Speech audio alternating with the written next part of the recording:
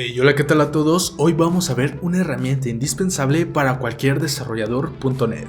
Así es, esa herramienta que has escuchado en tu trabajo, o ese tema que has visto en algún otro tutorial, o que simplemente ya lo has usado pero no comprendes del todo cómo es que funciona, o todo lo que puede llegar a ser. Ya que créeme, te va a salvar la vida y te va a facilitar en gran medida tu trabajo como desarrollador. Así es, como dice el título de hoy hablaremos del poderoso Entity Framework. Sin más que decir, comencemos.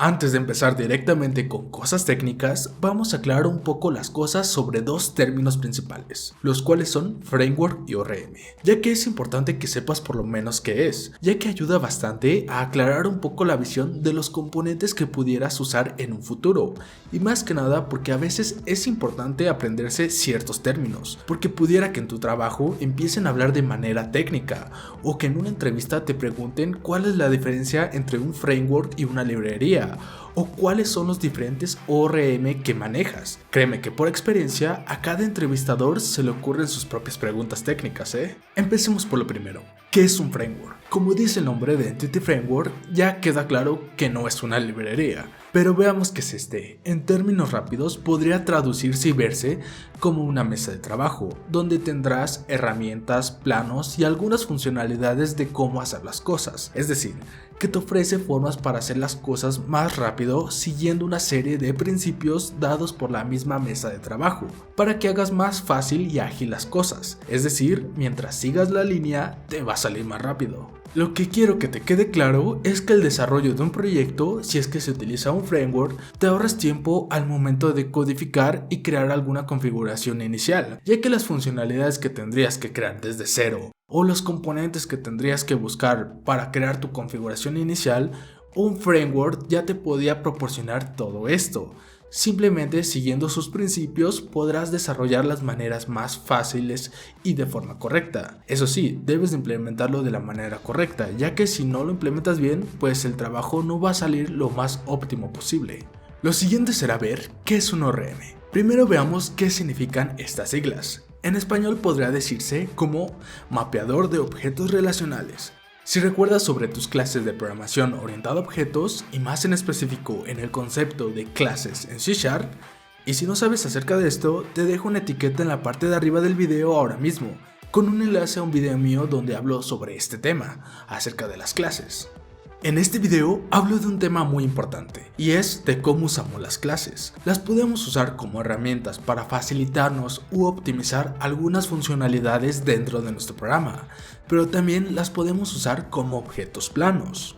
Esta segunda funcionalidad de las clases es donde se enfocan los ORM, ya que generalmente cuando se trabaja en un proyecto usamos una base de datos, donde guardamos la información sobre nuestro proyecto. Y lo que hace el ORM, en este caso Entity Framework, es mapear la estructura de la base de datos, es decir, las tablas de la base de datos las transforma en entidades en nuestro código, con la cual nosotros podemos manipular la información del lado del backend. Dichas entidades son lo que nosotros conocemos como objetos, es decir, clases planas, con solamente atributos. Dicho esto, así es como Entity Framework es el ORM más popular en .NET. También tenemos otro como Dapper para .NET, y dependiendo del lenguaje y la tecnología que nosotros encontremos, diferentes ORM se adaptan a estas, pero en sí su principal función es crear una conexión a la base de datos y mapear nuestras tablas de nuestra base a objetos en nuestro código, y viceversa también, pero eso ya lo veremos más adelante.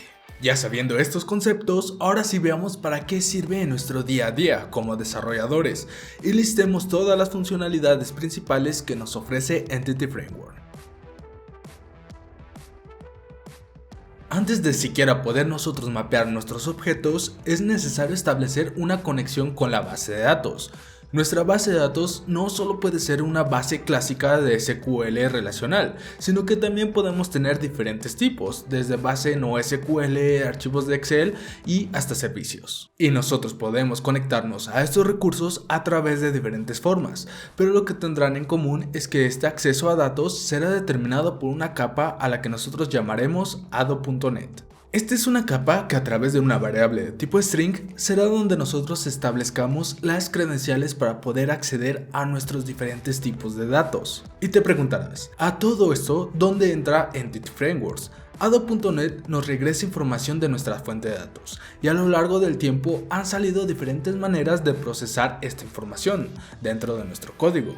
Pero con el paso del tiempo, varias de estas formas, el resultado que se obtiene no es bastante óptimo para los estándares que se manejan hoy en día.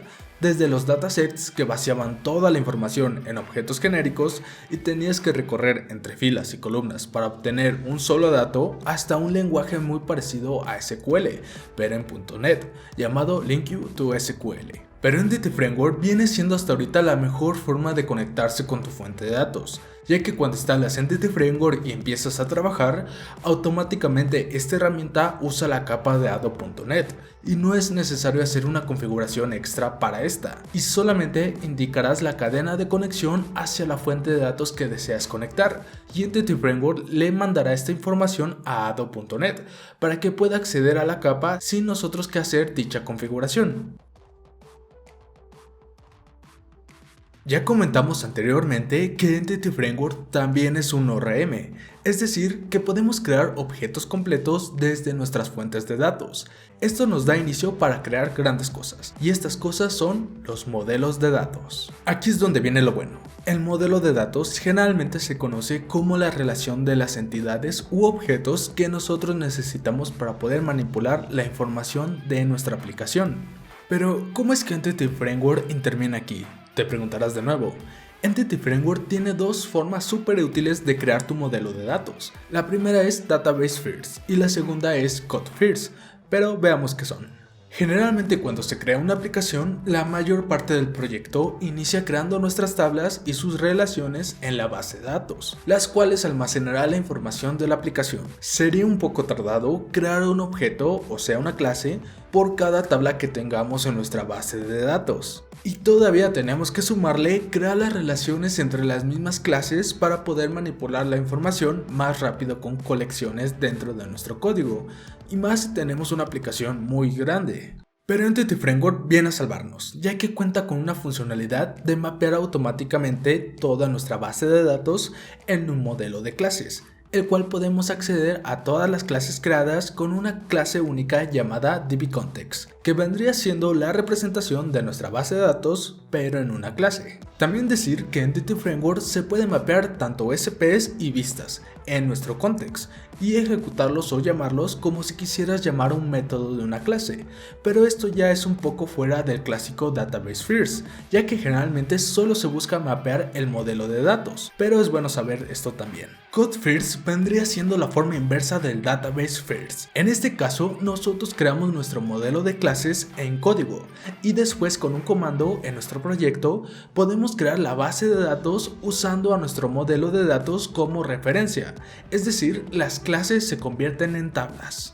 La creación de un modelo a través de Code First es usando un concepto llamado Fluent API, y esta es una de las cosas más avanzadas con las que cuenta Entity Framework, ya que te permite crear tus modelos de manera más rápida y puedes configurar tus objetos como si se trataran de tablas, es decir, puedes indicar constraints a los atributos de tu clase. Estas pueden ser la llave primaria, la llave foránea, si quieres que algún otro atributo sea obligatorio y si quieres que un string tenga un máximo de caracteres y mucho más. Y lo mejor de todo esto es que cuando pidas a Entity Framework que cree las tablas usando tu modelo, creará todas estas reglas también en la base de datos, pero con forma de constraints.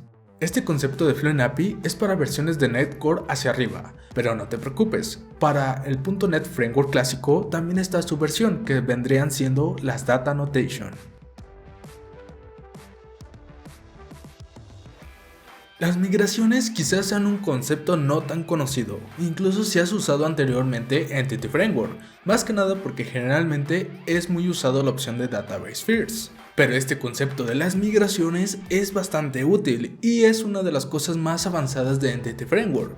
Cuando nosotros usamos la forma de Code First, nosotros vamos a hacer uso de las migraciones. puesto que las migraciones nos permiten tener todo el registro de los cambios en nuestra base de datos. ¿Recuerdas cuando dije que en Code::First nosotros podemos crear nuestro modelo y luego indicarle con un comando a Entity Framework que a partir de nuestro modelo cree la base de datos en SQL Server? Pues esta sería nuestra primera migración. Entity Framework nos creará un archivo en .NET con todos los cambios que tengamos. En el primer archivo, que corresponde a la creación de nuestra base de datos, el archivo tendrá nuestros objetos y su representación en SQL, y cuando le digamos a Entity Framework que ejecute este archivo, generará los scripts de SQL con cada uno de los cambios y los ejecutará en nuestra instancia de SQL.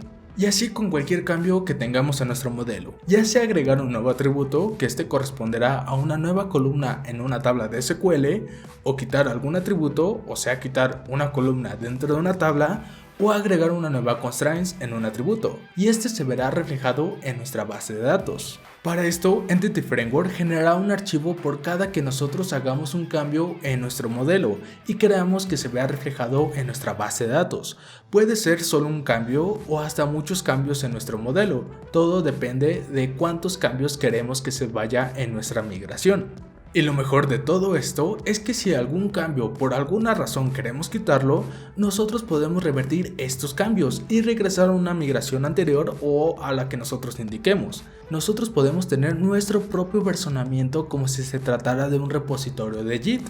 Este versionamiento sería del lado de nuestro código y así nos ahorraremos de tener un repositorio con el versionamiento específico de la base, ya que va a estar incluido dentro de nuestro código. Y te preguntarás por la información en el caso de que se cree una migración para quitar alguna columna. Si bien no es tan común, siempre sale el caso, y lo que hace Entity Framework es crear un respaldo de la información dentro de las migraciones que nosotros creemos, aunque solo sería la información de un cierto límite de tiempo hacia atrás en el historial de la información. Lo general es hacer un backup cuando se trate de migraciones demasiado fuertes.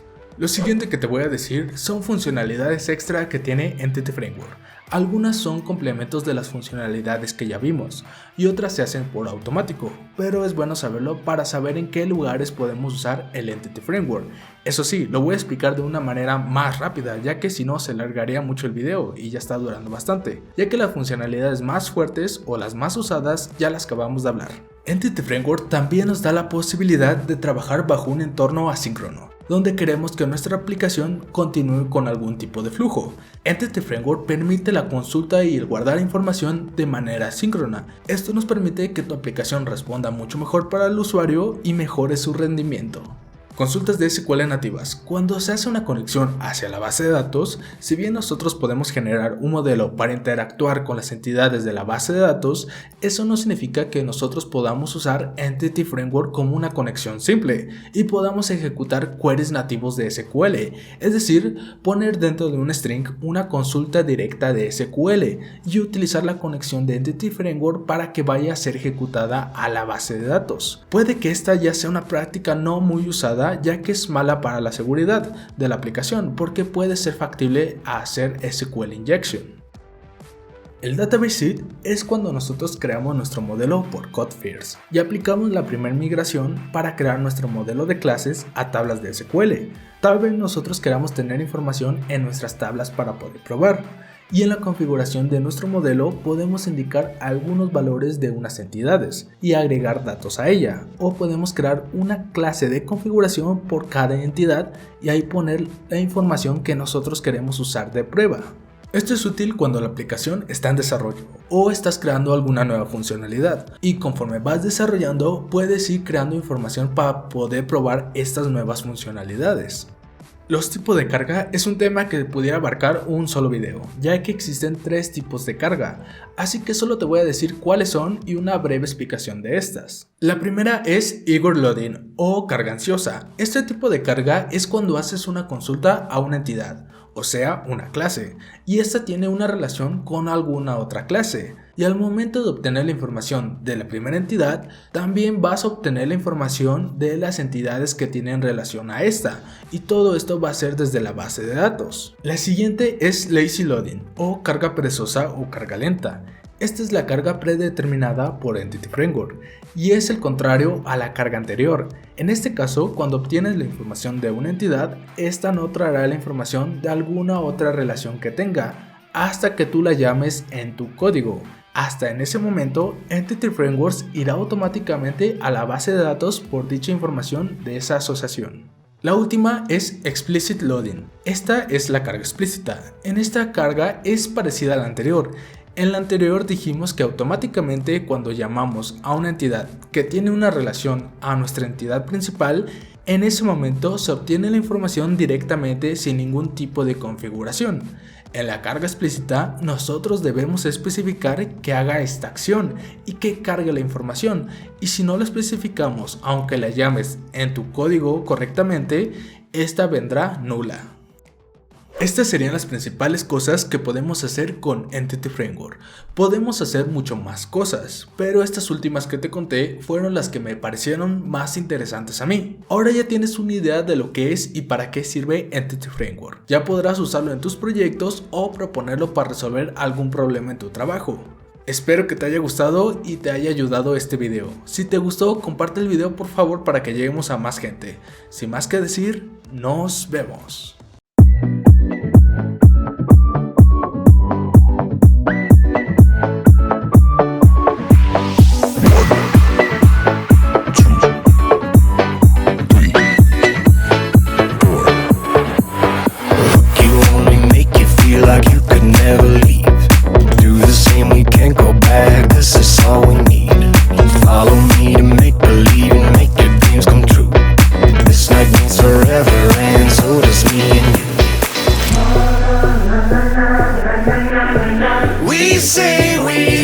We say we love. We gave it all, we gave it all. We say we love, we say we love. But we were just interesting until something better came along.